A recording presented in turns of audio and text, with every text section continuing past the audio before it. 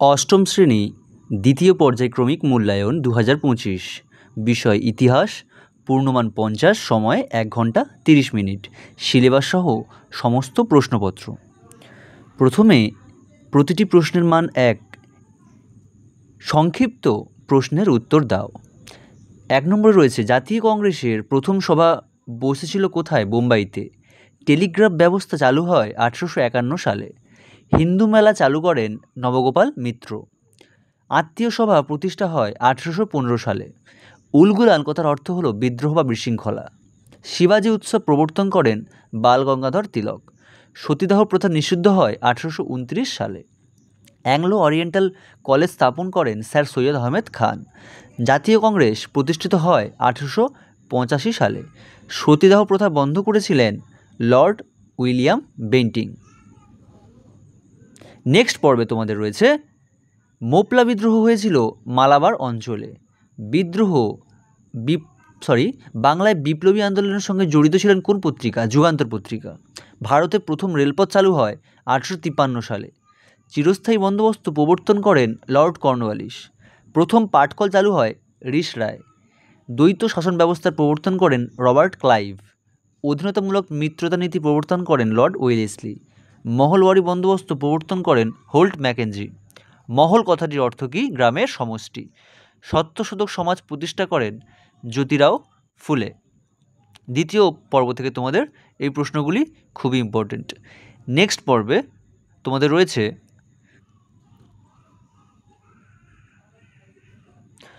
ভারতের প্রথম সুতির কাপড় কারখানা গড়ে ওঠে কোথায়? বোম্বাইতে।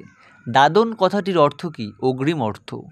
সিপাহী বিদ্রোহ হয়েছিল 1853 সালে। নীলদর্পণ নাটকটি রচনা করেছিলেন দীনবন্ধু মিত্র।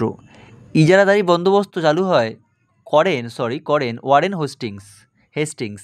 ভারতের প্রথম গভর্নর জেনারেল কে ছিলেন? Lord William Bentinck. Rakhi Bandhan উৎসব কে চালু করেছিলেন? রবীন্দ্রনাথ ঠাকুর। ভারত মাতার চিত্রটি কার আঁকা? অবনীন্দ্রনাথ ঠাকুর। পাঁচশালা বন্দোবস্ত কে প্রবর্তন করেছিলেন? Warren Hastings. 19 শতকে সভা ও সমিতির যুগ বলেছেন অলিল শীল। মুসলিম সমাজে রামমোহন কাকে বলা হয়? স্যার সৈয়দ আহমেদ খানকে। নেক্সট রয়েছে প্রতিটি প্রশ্নের মান 3। নিচের প্রশ্নগুলির উত্তর দাও। সূর্যাস্ত আইন কী? অবশিল্পায়ন বলতে কী বোঝো? 1907 খ্রিস্টাব্দের কংগ্রেসের সুরাট অধিবেশন সম্পর্কে লেখো। চরমপন্থী ও নরমপন্থী কাদের বলা হয়? লাল বালপাল নামে কারা পরিচিত ছিল? সম্পদের বহির্গমন কী? তিতুমির বিখ্যাত কেন? অনুশীলন সমিতি কে কবে প্রতিষ্ঠা করেছিল? দিকু নামে কারা পরিচিত ছিল বা দিকু কাদের বলা হতো? সভা ও সমিতির যুগ কী? তোমাদের 2 নম্বরের প্রশ্নে এই প্রথম পর্বের প্রশ্নগুলো খুব ভালো করে তোমরা দেখে রাখবে। এছাড়াও 1 নম্বরের যতগুলো প্রশ্ন দিয়েছি সমস্ত প্রশ্নই তোমাদের এবারে পরীক্ষার জন্য খুবই ইম্পর্টেন্ট, সবগুলো করে রাখবে। নেক্সট তোমাদের রয়েছে পর্বে দাক্ষিণাত্য হাঙ্গামা কী? হিউন ডাফরিন ষড়যন্ত্র তত্ত্বটি কী? মহাবিদ্রোহের প্রত্যক্ষ কারণটি কী ছিল? নব্যবঙ্গ নামে কারা পরিচিত ছিল? সাঁওতাল বিদ্রোহ কবে হয়? এর একজন নেতার নাম লেখো। বিরসা মুন্ডা কে ছিলেন? এছাড়া বাঁশের কেল্লা কে প্রতিষ্ঠা বা কে তৈরি করেছিলেন? 2 নম্বরের এই প্রশ্নগুলো তোমরা খুব ভালো করে রাখবে, ঠিক আছে?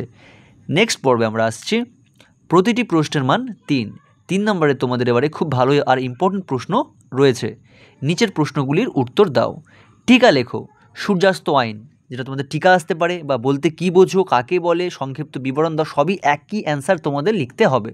সূর্যাস্ত আইন, অবশিল্পায়ন, ইলবার্ট বিল বিতর্ক, সাঁওতাল বিদ্রোহ, চিরস্থায়ী বন্দোবস্ত, রায়তওয়ারি বন্দোবস্ত, ইয়ং বেঙ্গল বা নব্যবঙ্গ। হিন্দু মেলার উদ্দেশ্য কী ছিল? এছাড়া রয়েছে মহাজনী ব্যবস্থা কী?